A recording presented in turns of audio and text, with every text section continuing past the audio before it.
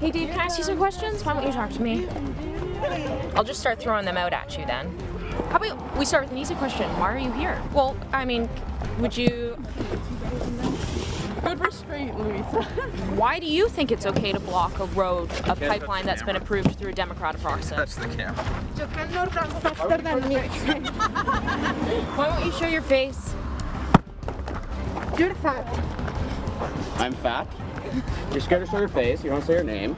So just tell us why you're doing this.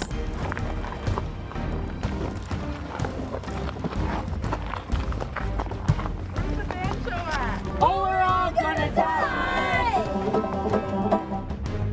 What a bunch of losers. Those were scenes from another illegal pipeline blockade, this time in Burlington, Ontario, yesterday. There were a lot of familiar faces there, the usual suspects. And our Marissa Semke got a first-hand look at the protest. She joins us now with more. Great to see you, Marissa. Thanks for having me, Ezra. I saw my old buddy Dave Vasey there. He was the guy with the scruffy salt and pepper beard and the green T-shirt. There were some other usual suspects. Not a single one of these protesters were actually from Burlington, were they? No, absolutely not. I mean, I didn't speak to them, so they didn't tell me that. But let me just start by saying my experience yesterday can be summed up only as bizarre and chaotic, okay? We arrived there and they were hysterical immediately. I mean, they refused to talk to me. And it's clear, you know, I don't think this is just about 9 Line. I mean, there were signs that said industrial genocide, which, you know, is ridiculous for a number of reasons, not the least of which it completely reduces or diminishes sort of the gravity of that term. But they were hysterical,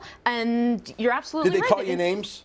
Well, they said some unfortunate names to my boss, Matt. They called him fat, among other things, which is, I don't know why you have to reduce yourself to that level. I get sworn at by these folks the odd time I get hit with a placard, and I know that when that happens, it's a form of victory for me, because that tells me they don't have any good arguments, they don't have any facts, and they're not that well briefed on it. So if all they can do is swear at me, they swear at me a lot.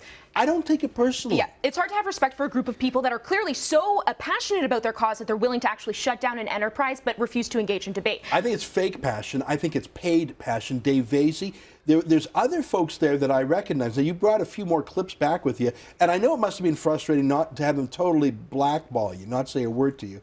But that says a lot. Can you tell me about the other clips you brought with you? So one of your old flames, I should say, Trish Mills, she was there. Oh, yeah. I'm lucky she wasn't an old flame of mine.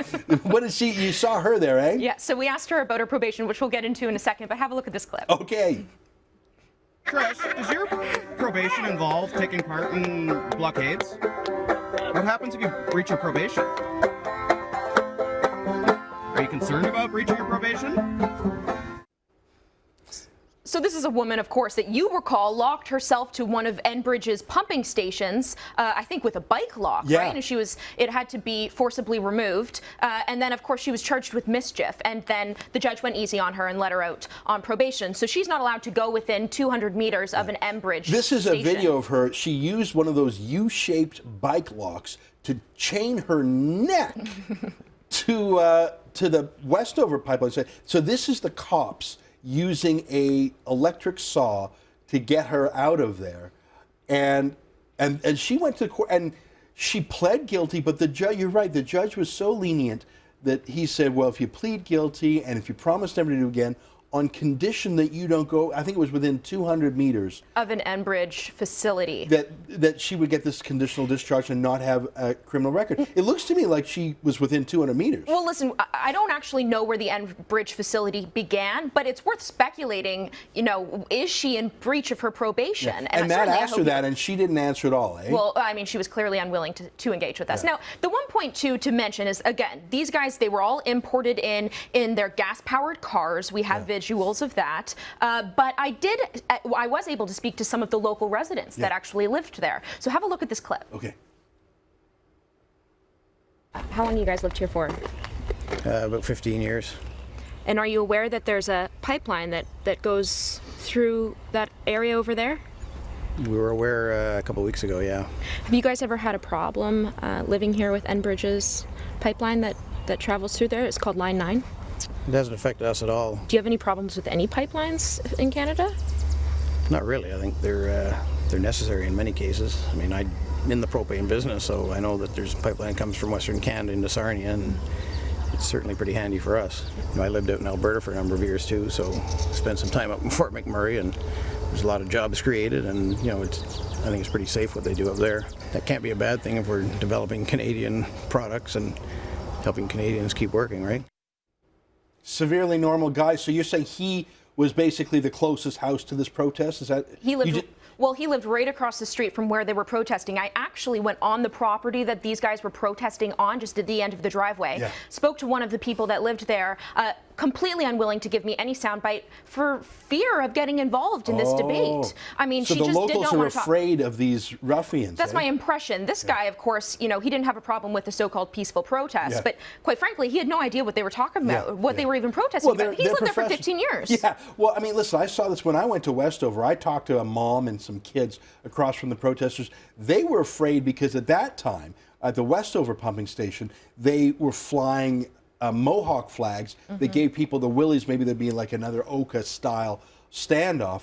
You know, I mean, there's so many things that jump to mind. First of all, these are the same professional characters. Trish Mills, Bailey Lamont was there, Dave Vasey. I mean, the fact that I know these people by name is so telling that in this province of more than 10 million people, it's the same 10 people every time. They know nothing about their cause. They're chanting cliches. They couldn't go deep on any subject. That's why they're not answering you. And finally, that there's no connection to the real neighbors. These people are frauds. But let me ask you this, were any other media there? CBC was there earlier in the day. They spoke to them. CH was there. They spoke to them. So completely willing to speak to every other network. Right. But Sun News. Right. You know, I'll have to check out. In fact, I did see the CBC Online story. I'll have to look at it again. First of all, good observation that they talk to the other media but not us, because they know the other media are just stenographers. The other media, even if they did recognize these serial protesters, would never mention that because that destroys the narrative. And the other media probably hate oil and gas also. Yeah, I probably would agree with all of what you just said. Now, what do you think is next for this? Because I know you asked these folks about, look, this Line 9 reversal. This was approved by the National Energy Board.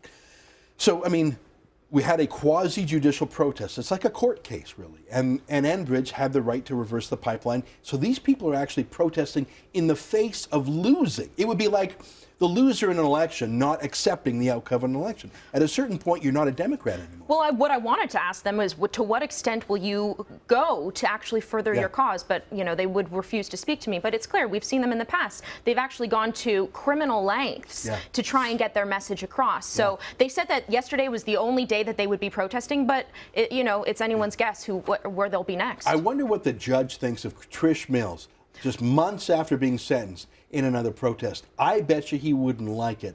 Or maybe I'm wrong. Maybe he doesn't give a damn. We'll have to bring this to his attention. Marissa, great to see you again. Thanks, Ezra.